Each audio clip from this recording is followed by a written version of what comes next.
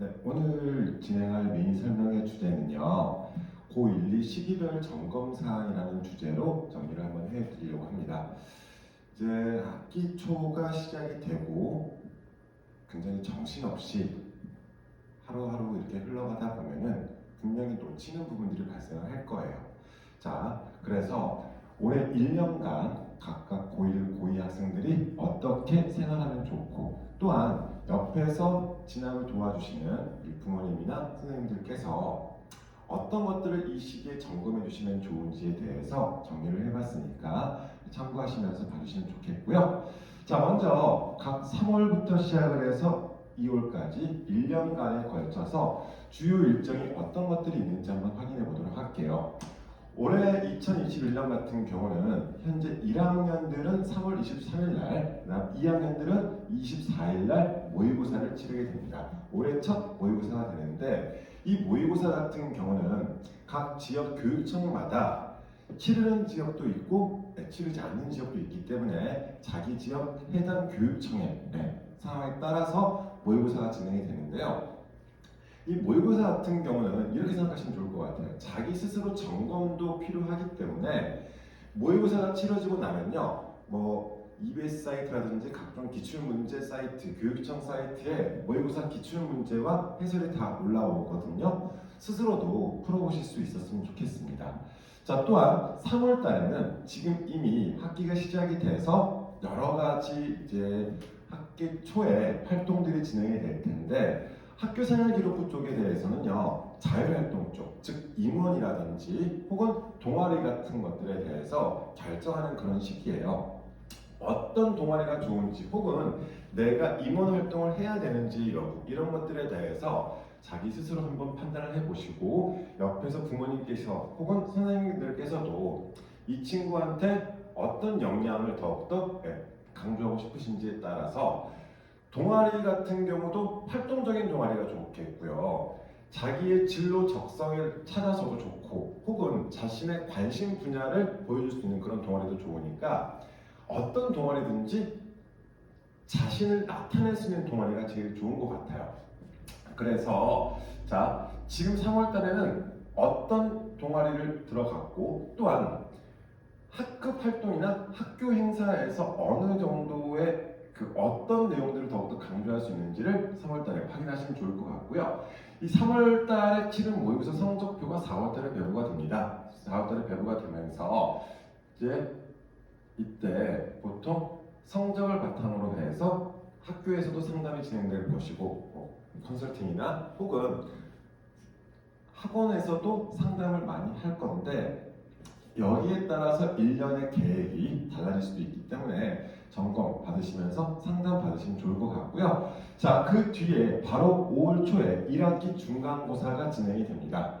자, 중간고사가 진행이 되면서 5월 달은요, 고1들은 앞으로 고2, 고3에 따라 선택 과목을 무슨 과목을 배울 것인지에 대한 선택 과목 수요 조사가 진행이 될 거고요. 고2 같은 경우는 대학별로 시행 계획이 발표되는 시기거든요. 시행 계획을 통해서 대략적인 최종안은 아니지만 대략적인 각 전형별 모집 인원까지 확인할 수 있기 때문에 여기에 대해서 관심을 가지시고 봐주시면 좋겠고요. 또한 5월달 같은 경우는 학교에서 다양한 행사들이 많이 진행이 됩니다. 학교 축제도 있을 것이고 체육대회도 있을 것이고 여러 가지 활동들이 진행되는데 그런 활동들 중에서도 역시나 자신의 학생부에 기재할 수 있는 그런 내용들이 있거든요. 그래서 어떤 일이 있었는지 정도 간략하게 메모 정도는 해두시는 게 도움이 될 것 같고요. 자, 6월 3일 날 두 번째 모의고사가 치러집니다. 이 6월 3일 모의고사 같은 경우도 역시 마찬가지 3월달 모의고사 같은 경우는 1학년은 중등 과정이었었고 시험 범위 자체가 2학년은 1학년 범위였다면 자, 여기서부터는 시험 범위가 각각 나오게 되죠. 그래서 그 범위에 따라서 모의고사를 치르면서 다시 한번 자신의 위치를 점검하실 수 있는 이런 형태가 될 것 같고요. 보통 모의고사를 치르고 나서 약 3주 정도 뒤에 성적표가 나오거든요. 그 성적표를 통해서 저희도 이제 상담을 진행하다 보면은 그런 친구들이 있어요. 모의고사 성적표를 잃어버리는 혹은 버려버리는 그런 친구들이 있는데 꼭 성적표 같은 경우 특히나 정오표까지 나와 있는 모의고사 성적표 같은 경우는요 정말 자신의 학습 상황에 대해서 많은 것들을 점검할 수 있기 때문에 꼭 잘 챙기시면서 점검하시면 좋겠습니다. 자, 그리고 나서 7월 1학기 기말고사가 진행이 됩니다. 자, 1학기 기말고사가 끝날 무렵이 되면서 여름방학 전까지, 자, 이거 굉장히 중요하죠? 1학기의 학교생활 기록부를 점검하셔야 되는 시기예요. 자, 1학기 학교생활 기록부를 점검한다는 것은 우리가 학생부를 관리하는 형태에서 학교마다 약간씩 차이는 있습니다. 학교마다 차이는 있겠지만 셀프 학생부 형태는 아니더라도 각 학교 혹은 과목 담당 선생님들께서 여러 가지 것들을 제출을 요구하시는 학교들이 있을 거예요. 그러면 자신이 한 학기 동안 수업 시간에 무엇을 했었고 혹은 자율활동, 동아리활동, 진로활동의 각각 영역에서 어떤 활동들을 했었는지에 대해서 체크해 두셨다가 그거를 종합적으로 취합을 해서 자신의 학생부를 점검할 수 있으면 좋겠고요. 특히 이 과목별 세부 능력의 특기사항 같은 경우는 모든 과목 선생님들이 다 작성을 해주실 거예요. 그런데 모든 과목 선생님들께서 나에 대해서 다 잘 알고 계시면 좋지만 그게 아닐 수도 있기 때문에 자신이 어필하고 싶은 항목이 어떤 것들인지 어떤 내용들을 어필하고 싶은지에 대해서도 한번 고민할 수 있는 그런 시간이 됐으면 좋겠습니다. 자, 그러면서 여름방학을 맞이하게 됩니다. 짧고 여름방학 같은 경우는 그렇게 길지 않기 때문에 자신의 학습 상황에 대해서 한번 점검을 하면서 이걸 많이 할 수 있는 시간적 여유는 많이 없을 거예요. 자, 하지만 1학기 때 성적을 바탕으로 해서 자신의 부족한 부분이 어떤 모습들인지 점검하시면서 준비하시면 좋을 것 같고요. 자, 8월 달에 고1들은 자신들의 대입전형 기본사항이 발표되는 시기이기 때문에 역시 확인해 두셨다가 점검하시면 좋겠고요. 자, 9월 1일, 올해는 9월 1일에 모의고사가 진행이 됩니다. 자, 그리고 역시 모의고사 성적표가 배부가 되면서 이걸 통해서 자신의 또 위치를 확인, 점검하시면서 부족한 부분이 어떤 것이고 더 해나가야 될 내용들이 어떤 것인지 점검하시면 좋겠고요. 역시 자, 10월 2학기 중간고사가 진행이 되겠죠. 자, 그리고 나서 고1들 혹은 학교마다 약간 상황은 달라요. 2학년들도 선택 과목을 결정하기도 합니다. 자, 선택 과목을 최종적으로 결정하는 시기가 이 시기이기 때문에 선택 과목 수요조사, 선택 과목 결정 이런 시기 당시에 자신이 어떤 과목을 배우면 상급 학년에 올라가서 어떤 과목의 수업을 들으면 좋을지에 대해서 그 과목에 대한 조사도 한번 해보시고 선택 과목 가이드북 굉장히 많이 나와 있거든요. 그런 것들을 통해서 이 과목에서 무엇을 배울 수 있다 정도는 확인하시고 나서 과목을 결정하시면 좋겠습니다. 자, 그리고 나서 11월 24일 또한 모의고사가 진행됩니다. 고1, 2 같은 경우는요, 이 11월 모의고사 저는 굉장히 중요하다고 생각하거든요. 그 이유는 자기 학년, 자기 또래 친구들이 다 같이 치르게 돼요. 3월, 6월, 9월 모의고사 같은 경우는 각 교육청마다 치르지 않는 교육청들이 있습니다. 하지만 이 11월 모의고사 같은 경우는 전국의 모든 교육청에서 다 같이 진행되기 때문에 나의 학년, 내 또래 친구들이 다 같이 본다는 그런 취지에서 대략적인 내 위치가 파악이 될 수 있기 때문에 이 11월 모의고사 같은 경우는 좀 더 많이 신경을 쓰셨으면 좋겠다 이 말씀 드리고 싶고요.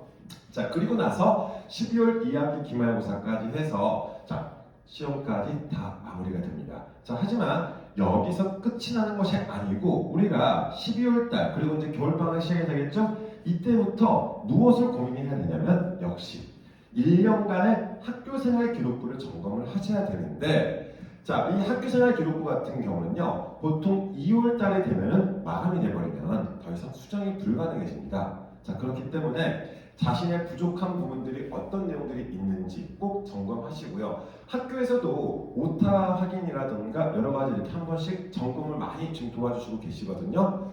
소홀히 여기지 마시고 나는 학생부 종합으로 안 갈 건데 뭐 어때? 이렇게 생각하지 마시고 나는 정시파야 이런 거 생각하지 마시고요.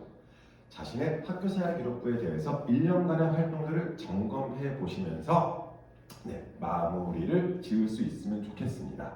자, 그러면 학교생활 기록부에 어떤 내용들을 점검해야 되는지까지 같이 한번 보도록 할게요.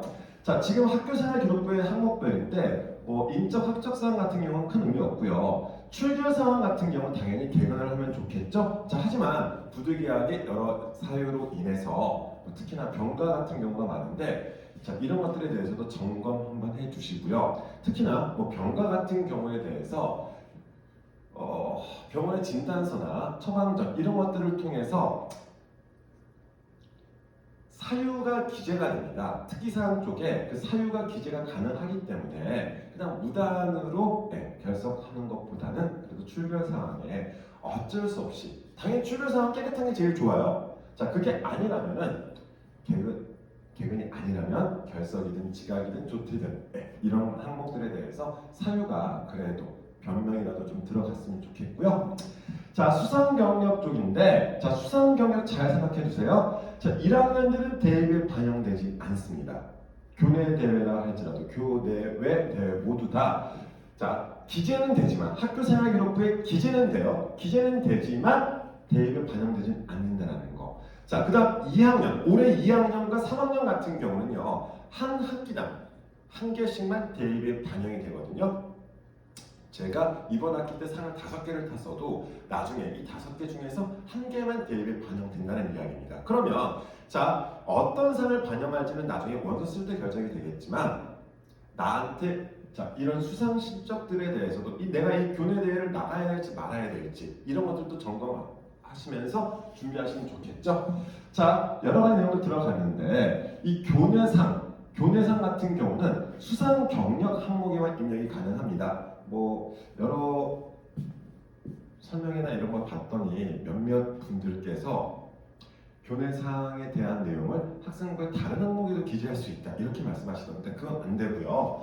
교내상은 수상 경력만 입력이 가능합니다. 다른 항목이 입력이 불가능하거든요. 자, 그러다 보니까 1학년 같은 경우는 굳이 교내대회에 많이 참가하실 필요는 없을 것 같아요.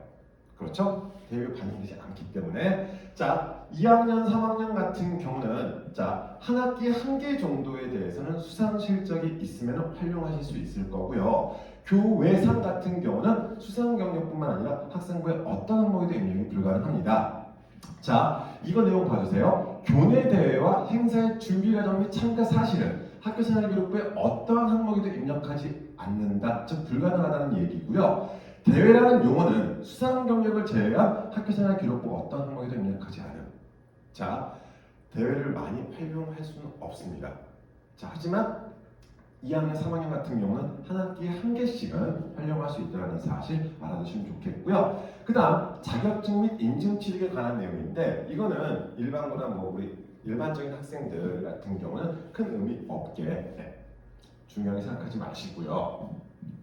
그 다음 자, 창의적 체험활동 쪽인데 이 창의적 체험활동 쪽에서는 크게 4가지 영역이 있어요. 자율활동, 동아리활동, 봉사활동, 진로활동에 4가지 영역이 있습니다. 자율활동은 주로 학교 행사 중심인데 몇 년 전부터 이 자율활동에 자율탐구 활동들도 기재하고 있습니다. 이 자율탐구 활동 같은 경우는 자신의 활동 중에서 뭐 그냥 학교의 행사에 그냥 수동적인 참여가 진행되는 것을 작성하기보다는 자신의 탐구 역량 혹은 자신의 호기심 이런 것들에 대해서 뭐 주제를 정해서 자기가 계속해서 탐구해 나가는 과정들을 한번 정리해 주면 좋을 것 같고요. 동아리 같은 경우는 자, 공식 동아리 같은 경우는 기재가 가능하지만 고2, 고3 같은 경우는 자율 동아리 활동 연간 1개, 30자까지만 기재가 가능합니다.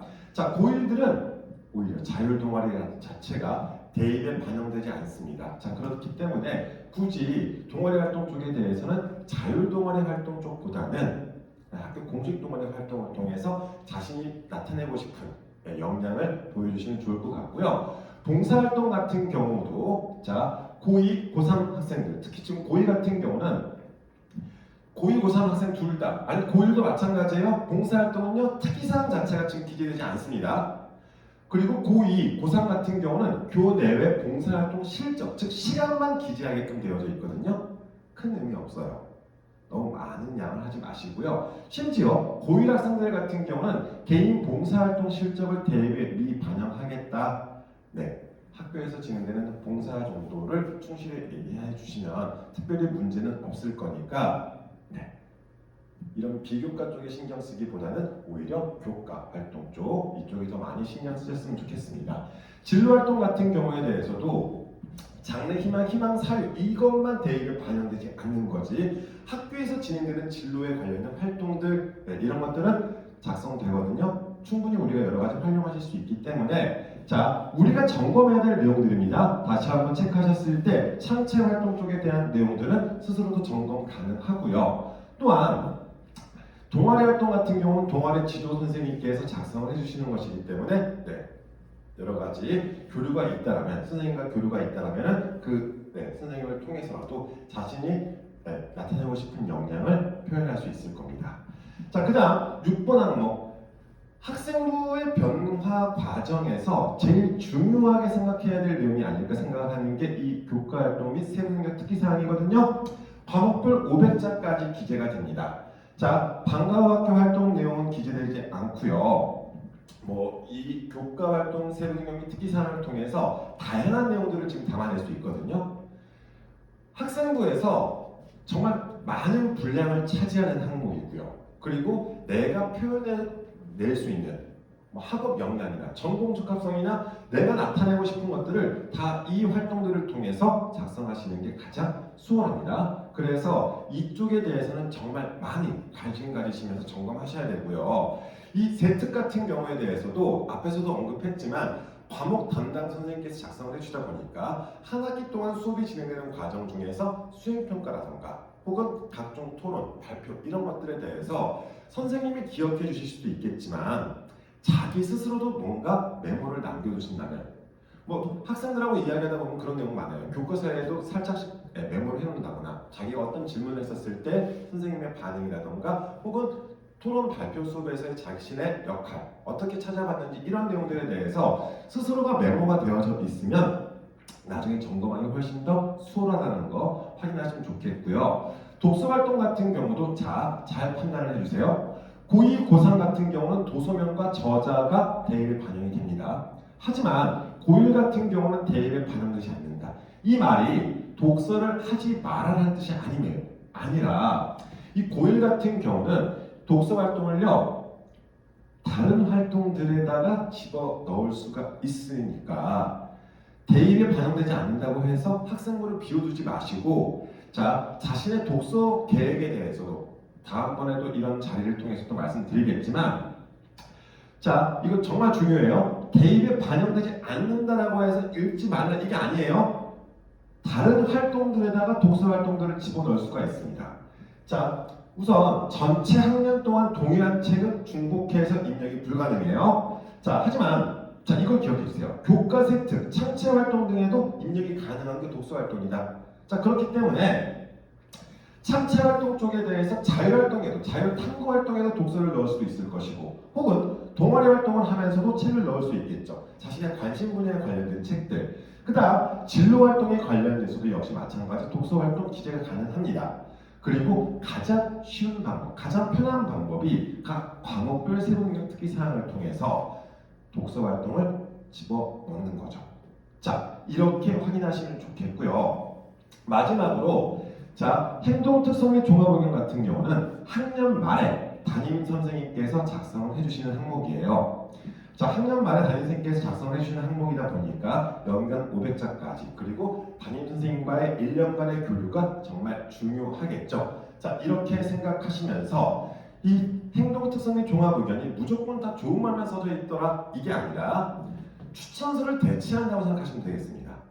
지금 대학별로 이제 추천서가 폐지가 되면서 원래도 추천서가 안 들어가는 대학 같은 경우는 이 내용 자체가 1000자 정도 나오잖아요. 1학년 때, 2학년 때. 그래서 이 행동 특성 및 종합 의견을 바탕으로 해서 그 학생의 전반적인 내용들이 다 담겨져 있기 때문에 여기에 대한 관리까지 필요하다 이렇게 말씀드리는 거고요.